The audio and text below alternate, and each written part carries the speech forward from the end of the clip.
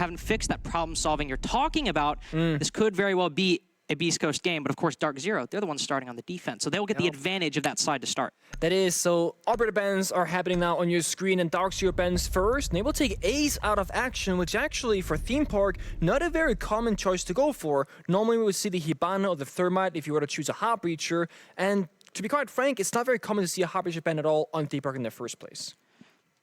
And even then, when you think about some of the hard breaches that get played, as you said, Thermite is the main one that comes to my mind, going to open up that maintenance wall, for example. Every single time. I mean, we saw DS Lucas, how effective he was able to impact trick those exothermics last game, so Ace maybe being a bit more of a higher priority target in DarkZero's mind. Beast Coast banning the Ying makes perfect sense. This is an operator they've banned before. It's an operator that's been banned against them. It's one of the most banned attacking operators in the league at the moment. The most banned attacking operator in the league at the moment, if I do believe. Beast Coast following up on their defensive bans, take out the Solus, and I imagine from DarkZero we'll likely see a follow-up and a response with some Valk or Azami, maybe. I was going to say Valk, Azami, and Mirror are the big three that I'll be looking at right now. And of course, the Solus ban is a targeted ban towards Canadians, specifically in DarkZero. And DC themselves will answer back and say that Azami, those keep-it barriers, you're not going to have any fun with that. No. We're going to remove that from play. And again, the operator ban phase here, very common, very standard. The only thing that kind of sticks out is going to be the Ace, but I don't think it's going to change things too much for either of these two teams. And this kind of leaves a couple of operators open that we can see, right? The Monty, for example. We did almost see SSG bring out a Blitz for a single round. Force kind of lingering on that operator for a little bit, but chose to attack or repick off it last second.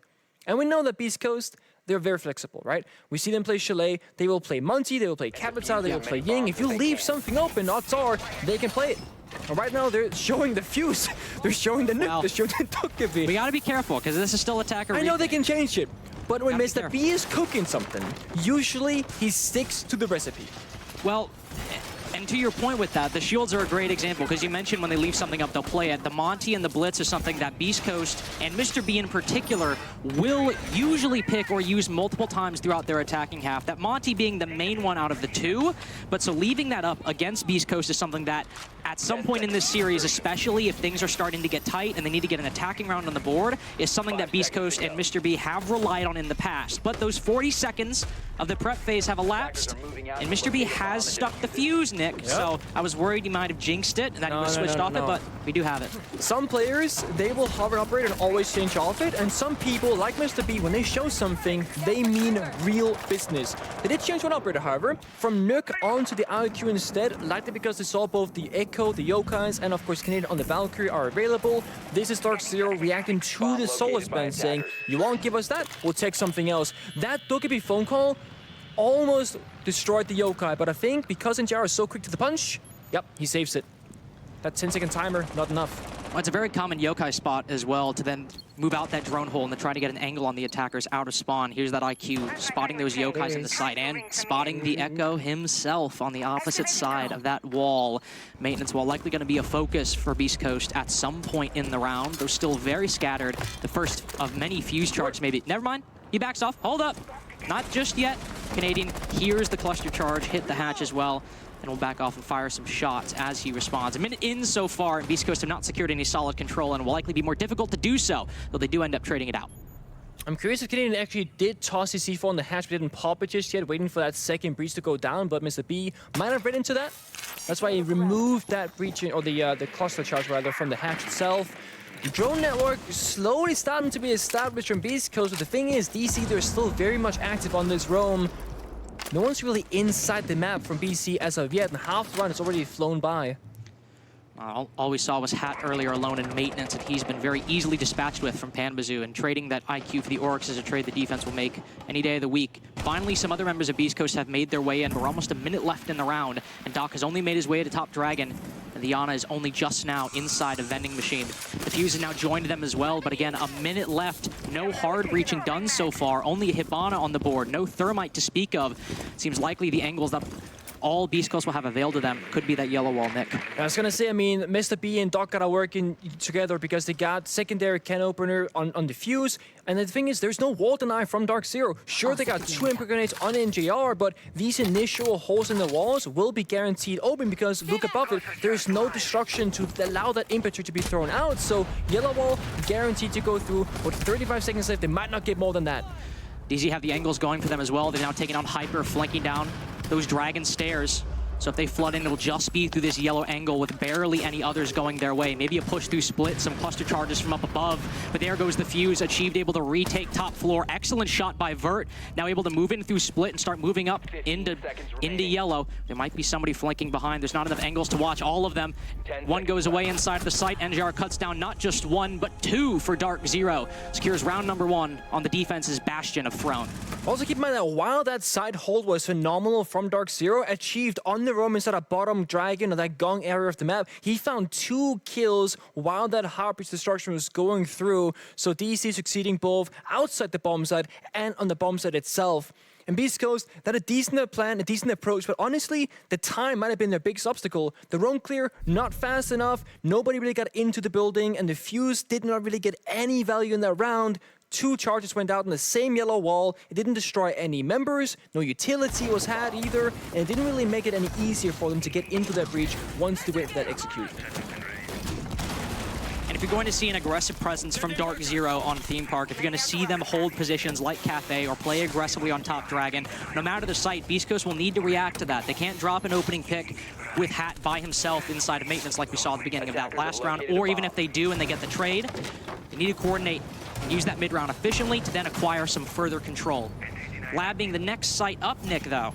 Normally, we used to see Bunk Daycare be the almost immediate next option for Throne, but Lab has seen a resurgence, especially over Initiation in the past year or so, as the secondary side on Theme Park. And I'm very happy to see it because if you go back to like 2020 in Europe, it was very common for Lab to be played as a second bomb site actually. Something that G2 themselves really started doing is because the Lab bomb site allows you to play almost throughout the entirety of the map, both horizontally and vertically. It's just a bomb set that requires a lot of impact grenades and secondary shotguns because you want rotates everywhere, move around the map. If attackers come, you peel back one room, you sacrifice 30 seconds. The clock is a very big thing to play against right now as the attack and lineup, and the fact that there's no Jack on the board, no Lion, no Dokkaebi from Beast Coast means they don't really have any easy tools to grant them entry points besides pure gun skill and of course droning for one another. That's gonna slow things down. You even got Vert droning for himself. I mean, that's gonna slow you down even more.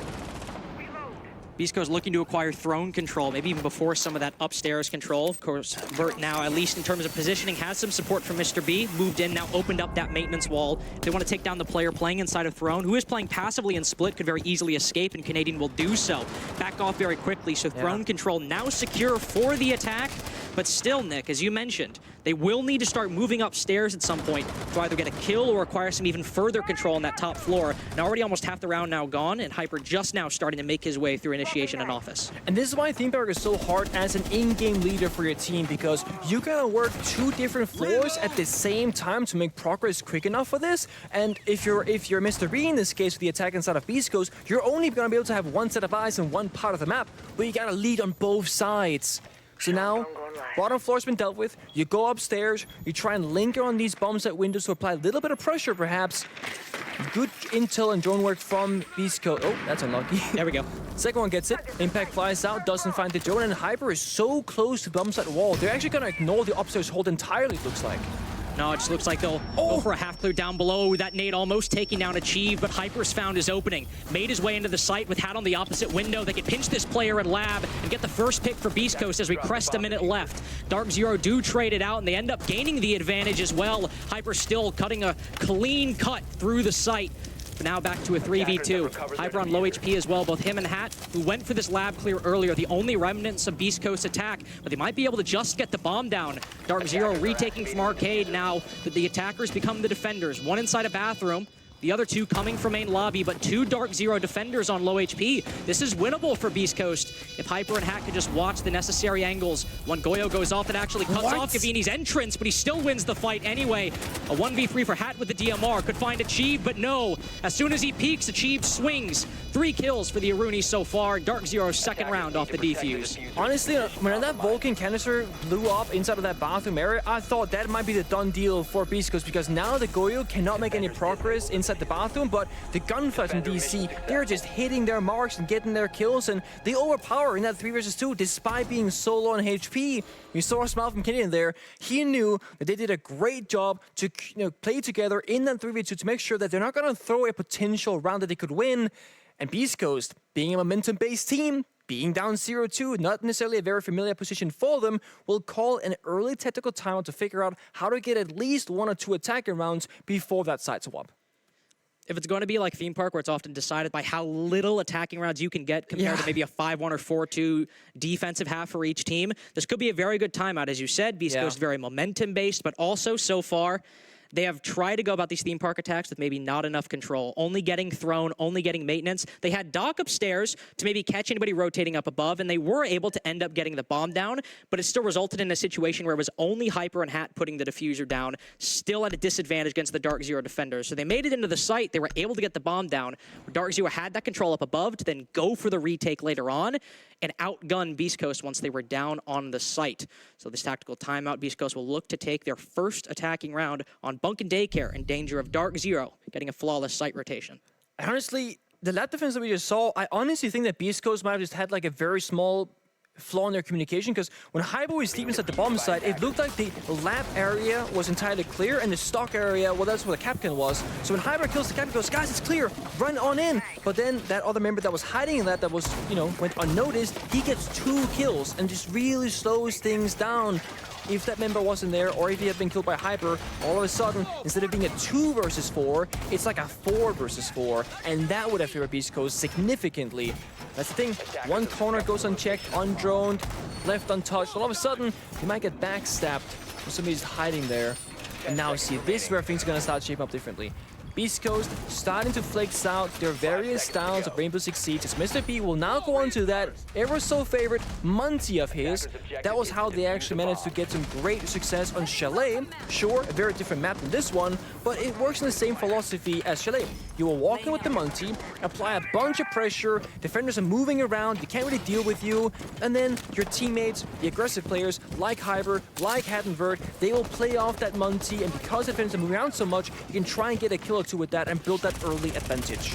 And the nice thing about Mr. B and Beast Coast as well, being so familiar with the Monty, is Mr. B isn't hesitant to ADS with that Monty and actually try and go for kills if he needs to without getting over aggressively. Sometimes we'll see teams bring that Monty for a one-off and the team just ends up dying around the Monty, not able to efficiently play off of it. So Mr. B can be a bit more of an active participant in the execute without being too over-aggressive, for example. He'll start down in radar, dropping down the hatch and immediately spot that deployable shield playing in initiation. This will likely see the bulk of pressure placed between the attack and the defense in the early round. NGR has that C4 waiting for Mr. B to maybe unshield and give the Warden an opportunity to toss it over.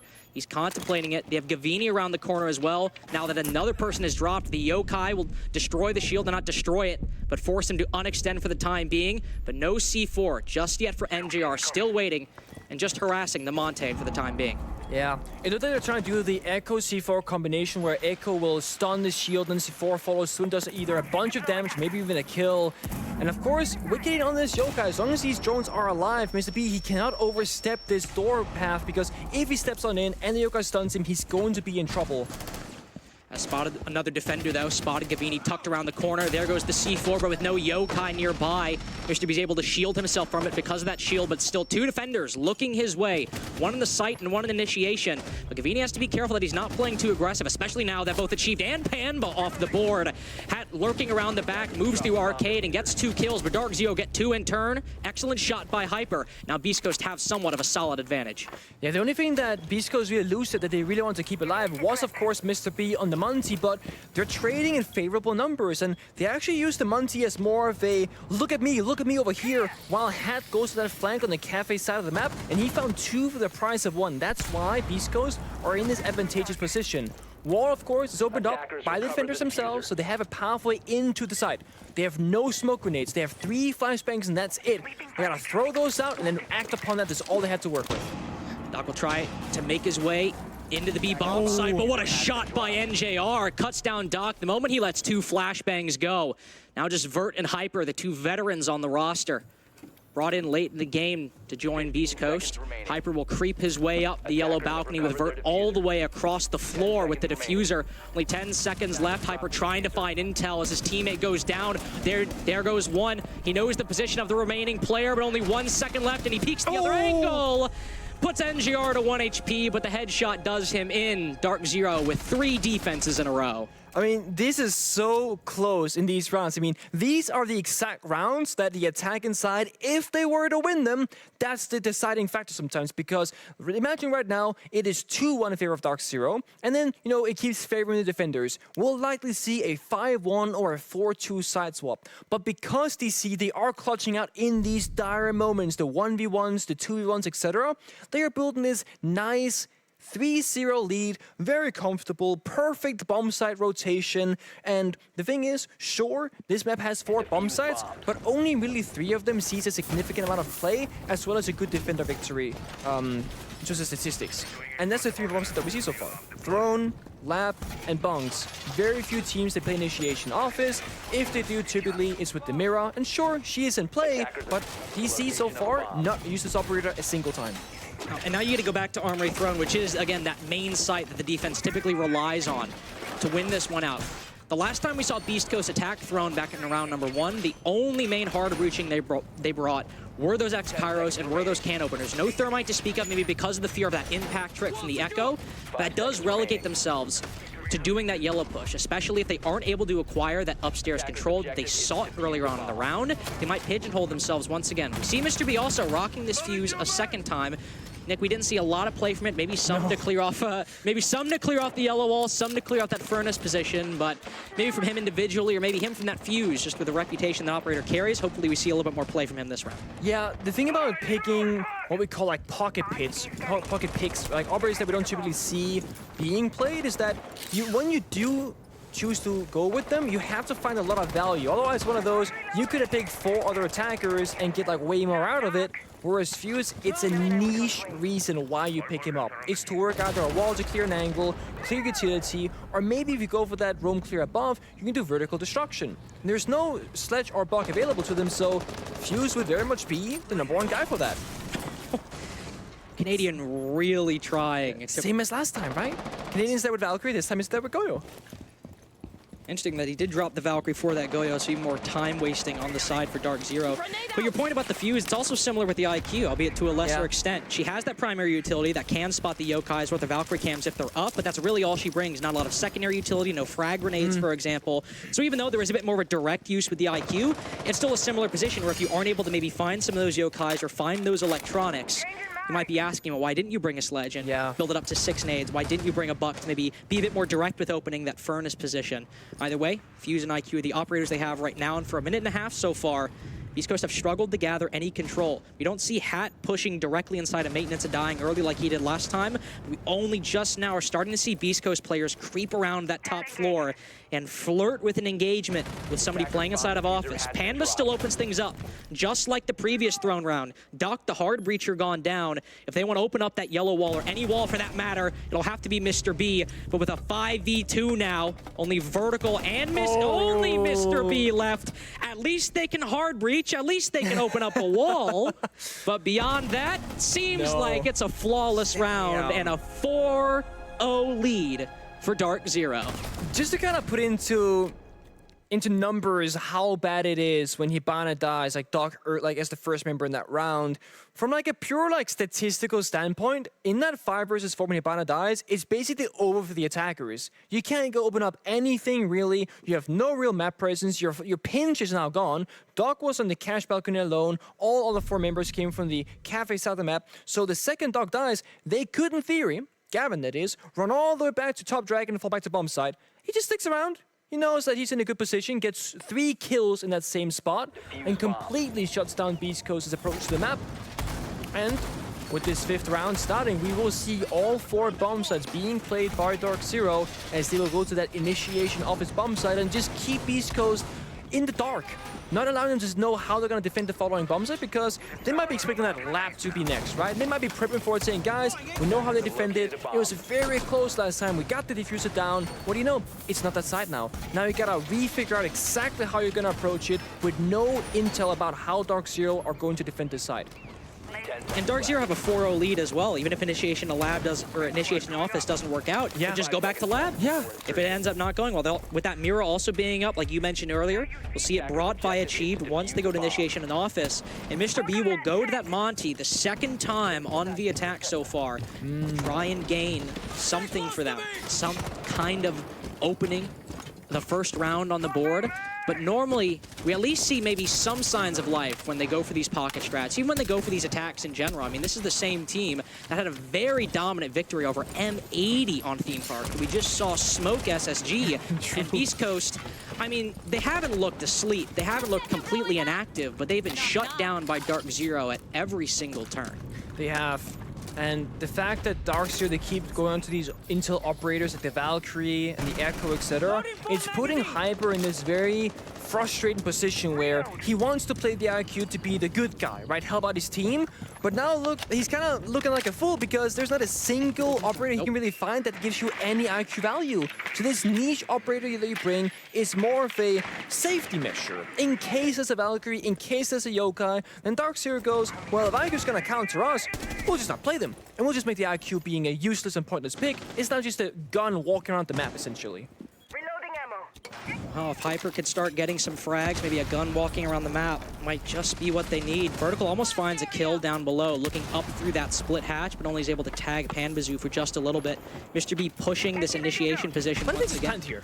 I mean, he could try. Yeah, I mean, I'm honest, like, you actually could try. You gotta shoot this C4 mid from your teammates. Had again find something off this. There it is, they try for it. C4 gets ripped. It hits.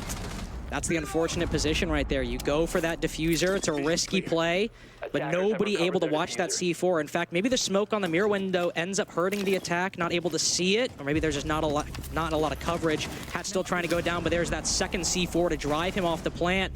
Achieved gets another kill, closes the gap by just a little bit. The power of this Warden behind the Mira. Flashbang completely nullified. Blank as a shield! There's no way! That's so unfortunate. He's looking for like a pixel. There it is. He's finally found it, but NGR knows someone is playing back inside of radar. But the moment he vaults over, Doc shuts him down. I suppose Mr. B ends up dying the moment he goes for that plant. Yeah. But he gets the diffuser inside of the site, and once Beast Coast had a man advantage, thanks in no small part to Hat, they make it work. Yeah, and the thing is, I will say, if DarkZero managed to rotate NGR on the mirror for that second C4 a little bit earlier so that he could pre-rip it and not give that sound cure away, I think DC were actually in a great position to shut down the second plant attempt and maybe even with that, the round. But Beast Coast, they were so efficient, always striking from two different angles. And we call it the hammer and the anvil where I'm from back in G2, where you're gonna have one side be a wall, and then you just push from another, and either you will make contact, so the hammer hits the anvil, boom, you get a kill, or it forces the opponents to push out either the hammer to the side or the anvil to the side. And what I mean by this is that in that particular round, you have Mr. B and Monty being the anvil. He is a complete wall. And what's happening behind them, that's the hammer, that's Hat. He gets one kill, he gets two kills, he frustrates DarkZero, makes them turn their heads, look behind them, and while that happens, Mr. B starts planting. Good value. And they end up wasting those C4s as well. So if they're able to dodge both of them, they can then go and put that bomb on the floor. Which we didn't end up seeing a post plant, but still saw Beast Coast get those kills around the diffuser as it was being planted. But now initiation is gone. Beast Coast have won that round. Now they just have to try to win one of the other bomb sites that DarkZero have won up until this point. But again, even if they only end up winning one more round, that's still a 4-2 attacking half on Theme Park. Not the worst thing in the world. Maybe you'd want more, especially because this is your map picks, this is your starting side. But it's something that they can say, okay, if we get this last round on the attack, it's not the end of the world. We have a chance. But also, if you go forward to as Beast Coast, then you gotta look back at round number 3 that came down to that 1 versus 1, right? True. It's anyone's round. They could have had a 3-3 half, which at that point becomes a very solid position to be in. And that's those small moments that can slip by and have a massive impact on the outcome of these games. I saw Beast Coast in the previous lab attack majorly focus on acquiring throne control and really only focusing on the horizontal. Some tangential pressure upstairs. See the Flores drone maneuver his way into the site. He made his way through. He got those frost mats. A Rooney gate reactivated, but still, if maybe Hat, for example, wants to vault in through that supply window again, he can make it happen. Once that Aruna gate's down, doesn't have to worry about those frost mats anymore. A bit more concrete upstairs pressure this time. We have Mr. B over outside the cafe door and Doc opening up angles on top yellow.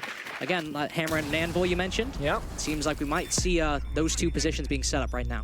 And the pace is very quick for Beast Coast. I mean, they don't have full control yet, that they know of, but actually DarkZero, with both of those walls upstairs being breached open, they have fallen back and they're only really having presence on the first floor of the map now. Of course, that means they're closer to the bomb site in theory, but Beast Coast, they can now start doing that vertical destruction. There is just one really bad news. They don't have a sledge.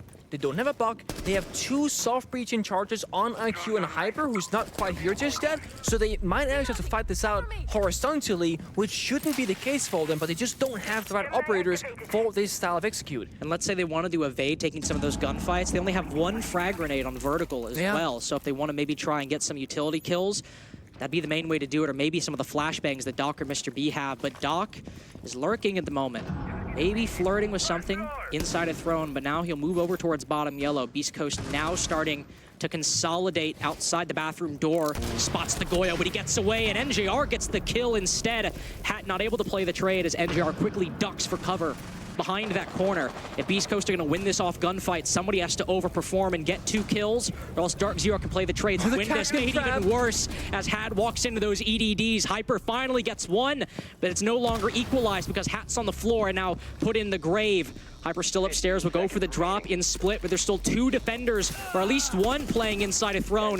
Mr. B gives away his position, hopping into bathroom. There goes vertical, but he's got the Goyo fire in his way. A triple for NJR, a quad for NJR. No ace today, but a victory on time for DarkZero. 5-1 half for their defense. NJR. What is that, the highest rated player in NAL? Something like that? Something like that going Something in like that. He is playing so well in the last, what, like 5 or 6 months or so? And the thing about NJR is that he's often on the unsexy roles with DarkZero, right? The Thermite, droning, etc., playing that flex support role in defense, but he is quite literally just choosing in the last 5 or so months to get into combat, to take those gunfights, and he's winning them every single time. This guy is picking up aces and 4Ks left and right, and always being rock solid in terms of consistency, and it's been one of the biggest driving factors as to why DarkZero are finding so much success in these previous 5 months. And it might feel strange to some that he's become an integral part and a veteran member of this DarkZero roster. Actually. Starting back at Disrupt in 2020, making that jump from the amateur scene to Pro League, and then shortly thereafter, before Disrupt even became Astralis, making the jump to DarkZero, and has now been on this team for almost 2 years now, which is incredibly strange to say, because at the time, at the time, that pickup was very, very exciting to watch happen in real time. And now he has become, as you said, over the past couple months, he was already a good player in this roster. Yeah. He has really come into his own on this DarkZero squad, and is looking now to get match point for their first round on attack. Of course, they have to take down Throne. They got to deal with those yokais. Maybe got to deal with that impact trick, depending on what Vertical has, as Mr. B has already used his impacts. But even if that doesn't happen, just 2 rounds of Theme Park attack, with how good DarkZero have been, the odds are certainly going their way right now, it feels like. Also, DC's main focus is probably not going to be hard breach, because look at their lineup. They have no proper hard breaching operator. It's Canadian on Monty with the secondary hard breach in the can openers. And the thing about when you play the Monty, like we saw Beast Coast, is that because you're always going to be in the front of the fight, there's a high chance that Monty will die in the round. So DarkZero, they know this. They know that they might go without a single piece of hard breach utility if just one small thing goes the wrong way for them. This is clearly DC trying to go for an effective roam clear, build a lead off that, and then the site will be weak enough in terms of manpower that they can just storm through and overpower them. Prox Alarm signals Canadians' entry into Cafe. Gavini with a hot drone will reveal anybody playing on that arcade balcony.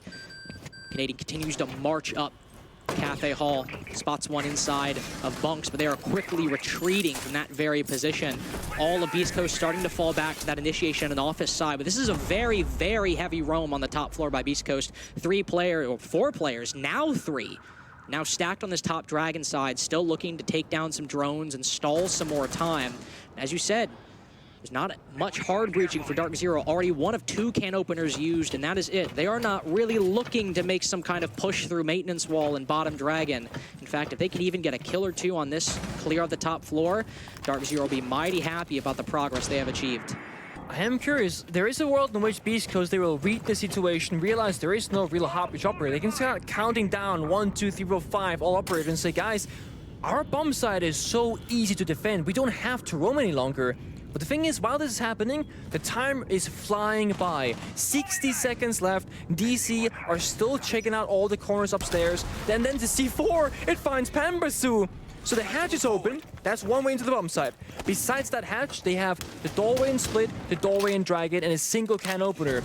But with Munty being up above, he is so far from any of those hard destructible walls, they likely don't have anything else but the hatch and 2 doors to work with. That is not gonna be an easy task for the attack inside.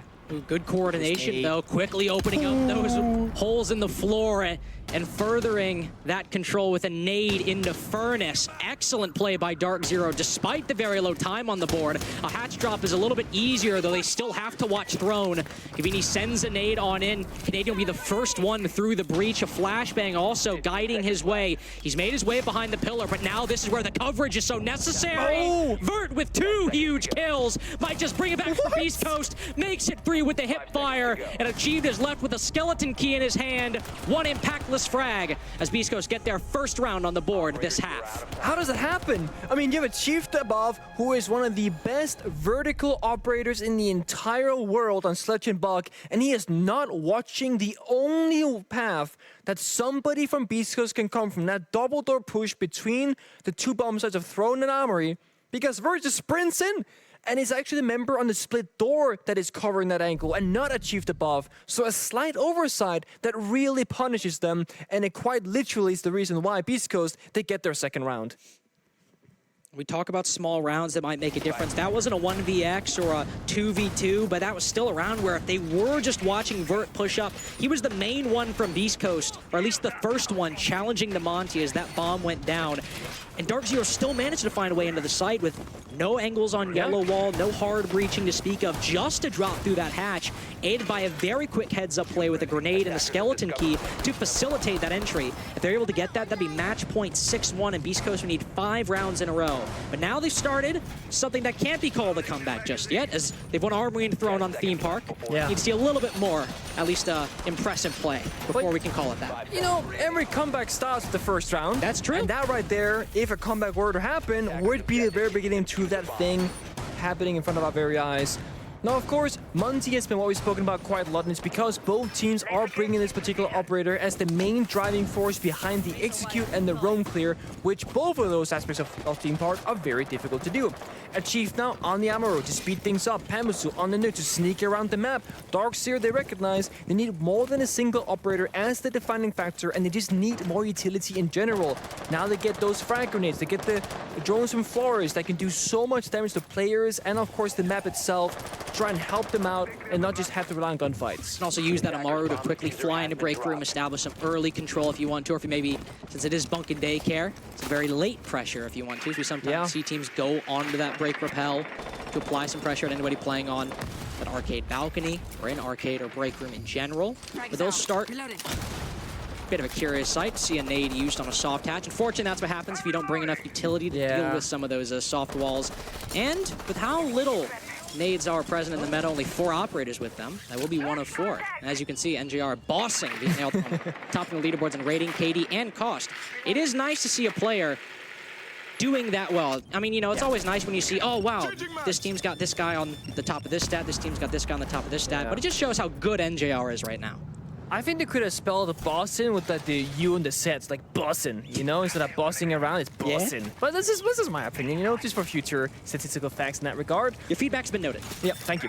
One thing to note is that DarkZero dropped the diffuser case on the top of the roof between the 2 hatches, and no one's picked it up so far. I am curious. Thank you. Oh my, that was so quick. It is Boston at the NL at the moment right there. That is beautiful. So I actually think the diffuser is on, it's on the roof still. Now NJR is nearby, could pick it up, but Pambasu finds the opening kill to Hat this time. It's a good start for DC, and yes, NJR now has diffuser in hand. That mistake was not continued by DarkZero. They're in full control right now. One player flanking bottom yellow, but Pambazu's aware, still gets smoked off the angle. Ow. The Monty comes up, says, hey guys, found somebody. Fortunately, doesn't get there in time. With no gun up, can't save Pambazu.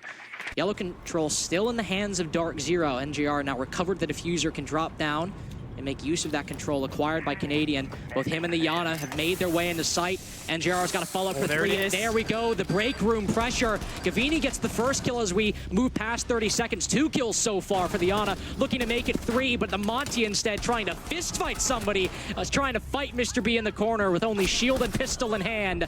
NJR catches Vert lacking, and now DarkZero, after a loss on Throne, moved to match point. Yep. Nice shot, Vert. Yeah, I mean, he is right. That was a beautiful shot. And Vert, as an individual player, it has really been shining on Beast Coast. And I was kind of questioning that pickup being, is Vert past his prime? Because he was really struggling in OXG in the later half of his career. And obviously, he was dropped as a result of that. But he has really found himself again on this squad individually and coordinated with his teammates, finding openings, opening kills, and just... I feel like he's much more confident in his own skill capabilities when he does the entry job. He will just look for these fights and he wins them every single time like we saw. He had no business killing Pampas on the yellow stairs, none at all. Pampas knew he was flanking, yet he still lost the gunfight to him. Monty having such a big impact in that round as well. Canadian walks to the map like it's just completely free and everyone's running around him, and then Gavin finds 2 kills, and that's that. That's the entire round basically. A reminder, Theme Park is Beast Coast's map pick. DC are flexing at the moment with 3 out of 5 players in the top 5 ratings. I mean, Yeah. do you really need to flex when you're in first place? 10 seconds remaining. I mean, you have the right to flex if you're in the first place. It's true, I suppose. Because you could flex being in the last place saying, huh, at least we got a single point. True. These guys are like, we're number 1 on the board, we have 3 guys in the top 5 in terms of rating, etc., and we have 1 single guy being top 5 in 3 different categories of NGR. If not the number 1 player in 3 different categories. Easy to understand that there's no free lunches in the NAO. No. Gotta treat. You have to find a balance between respecting your opponents and Oh, yeah. also not respecting your opponents. That is so true. I think it's a good example in that, you know, they're taking this very seriously, still full clearing Beast Coast, not just rushing the site, but also Gavini just storming into Arcade Balcony and killing 2 people. You need a level of disrespect to have the confidence to make that kind of play. And that's the kind of confidence that Gavini has at the moment. No Monty this round, by the way, Nick, unfortunately. No, I don't think it's unfortunate because I think it's smart for DarkZero. They did the same thing at defense where they play Intel operators 2 or 3 rounds in a row and they go off it. What does the Beast Coast do? They go on to IQ and stuff. But then all of a sudden DC have no Intel operators. Now they played Monty twice, it's been the win condition. Look at Beast Coast. They got Frost Traps, they got Glue Mines. Those might be answers that they tried to tailor around the Monty, who's now no longer in play. The Cade, the Alibi, and the Jaeger, they don't really change things up regardless of a Monty or not. Those are just stable core members of this defending lineup. That Thatcher, they can make quick work of those Cade claws as well. Only 2 nades on the board in Panbazoo, so maybe those Roteros or those EMPs. The EMPs would work. Maybe Gavini somehow gets domed in the head from 3 walls. Won't happen. He will be able to open up that wall, no problem, and begin now applying some pressure to the defenders on the top floor. But it being half the round now gone, they'll start to retreat in turn. Doc only holding a little bit of a passive angle on the breach. The other players moving back to Arcade Balcony. DarkZero looking to fill the gap very quickly, and Beast Coast, they will retreat in turn.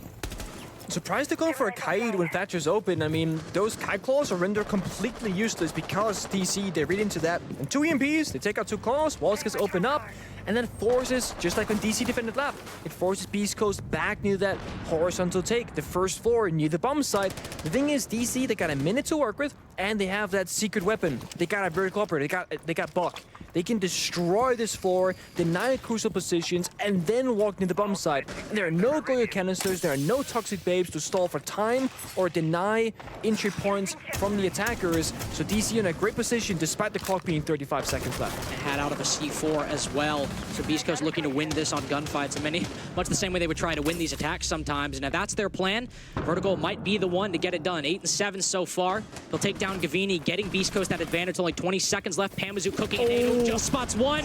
Still gets the kill in time, not with the gun, but with that grenade. Beast Coast hold on.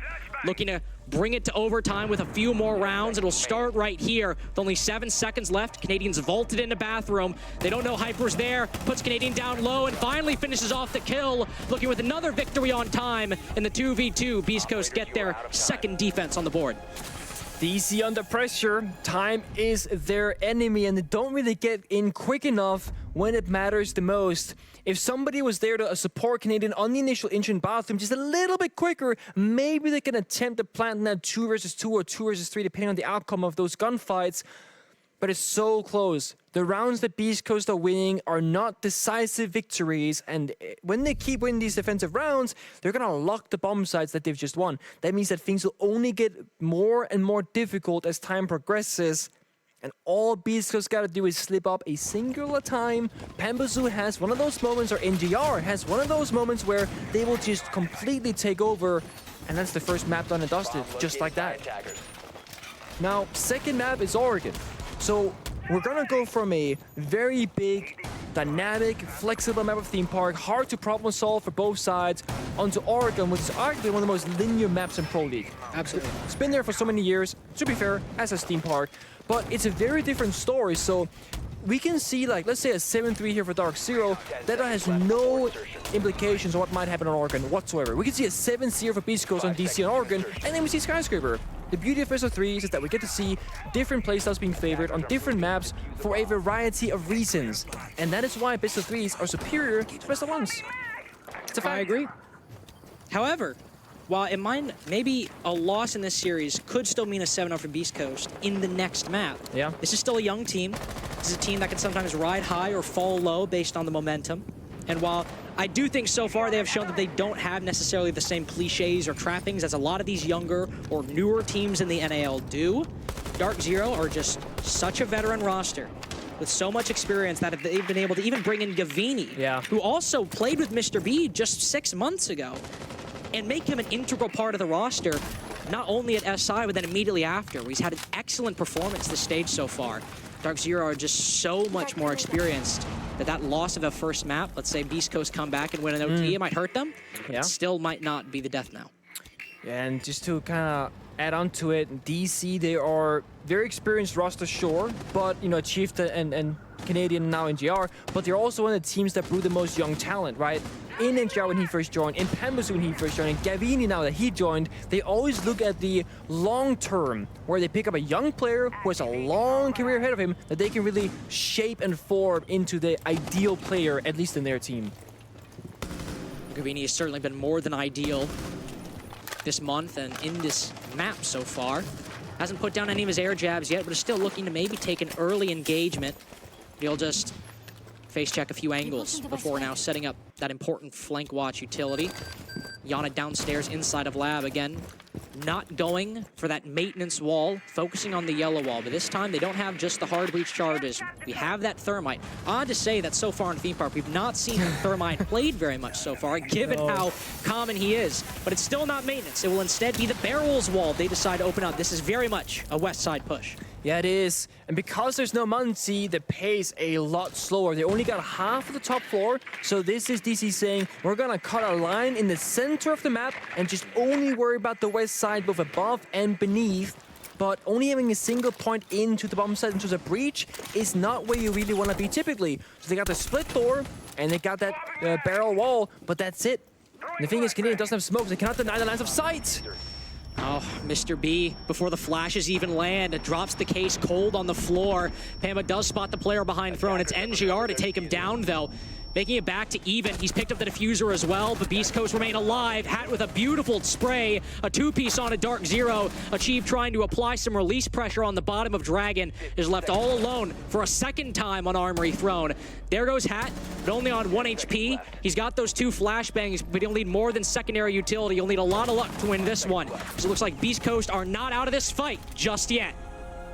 And that right there is exactly why you want to get 2 out of the 3 possible walls opened up. It is almost impossible without a Munty, a Ying, or smoke grenades to just realistically make it through the breach, make it past into any cover and thrown area of the bomb site, because there are just every single gun is looking in that single direction. There's no pressure above, there's no pressure from behind, there's no hammer and anvil approach, because no one was on the Dragon side to truly apply any pressure, and that's why Beast Coast, thank you, Mr. B, they are just looking in one direction. So things are dire, and I want to once again go back to round number 3 that came down to 1 versus 1. That single round is looking more and more like a big reason why the score is 6-4 and not 5-5. And it's again, could be the difference maybe between overtime or not, depending on the outcome of this particular round. It's going to be a bunks defense. Typically, we see teams have 2 different ways to play this. One, with the walls open for the extension, like we see right here. Deployable shield, rotate, reinforce that second wall, boom. You can optionally play a mirror window on those walls to make it even more fortified. The other way to play this bomb site is to reinforce both of those walls and play a more turtle, kind of in your shell, close to bomb site approach, where you can bandit trick the wall because that turret is open. Now, it makes sense for Beast Coast to go for the more dynamic approach and extend out around the map. That is the current meta of Rainbow Six Siege. You cannot just sit on site and expect a round victory. But I do think that there is a discussion to be had that sometimes surprising your opponent with quote-unquote a worse strategy on paper can be the better outcome. Make DZ have to work for these openings because the hard breaching has been such an important factor in the rounds for both teams. And the walls don't get opened up, the attackers don't win the rounds, but the way Beast Coast have played this bomb site, they've opened up the walls for DC. And look at the lineup. They don't even have hard breach. Imagine they reinforce the walls. They have no way in. Nope. But again, of course, as a defending team, you don't know these things till you start spotting the operators in the active part of the round. Attackers recovered the bomb There's a diffuser. stat for us. In the NAL, Bunks Daycare is the toughest side to take down as an attacker with 90% defensive win rate, 10 out of 10 wins. Wow. I did not expect that. I did not expect that either. Theme Park is full of surprises. Attackers recovered the diffuser. Well, I mean, a defender Oh side yeah, of 10 theme out of park. 11, of course, it's 90%, yeah. A defender side of theme park. Never seen. Never seen rare. before. Never seen people win defense in this map. Panda. Panba's looking to maybe fast track this attack a little bit. Hyper caught completely lacking. Dunk caught down as well. A 5v3 now. No. As Panba's taken match point into his own hands, away from his teams. He's looking to win this one himself. Vartpert down to low HP. 1 kill going Beast Coast way. 3 now for Panbazoo. You talk about new talent, and they don't build them like Panbazoo anymore. He's going for the victory lap right now. He has 1 map, 1 for DarkZero. In a blink of an eye, DarkZero win Beast Coast pick. And are 1-0 in the series. You're not supposed to do that. You can't just 1 versus 5 on match point. Just walk over a staircase. Doesn't matter who you are.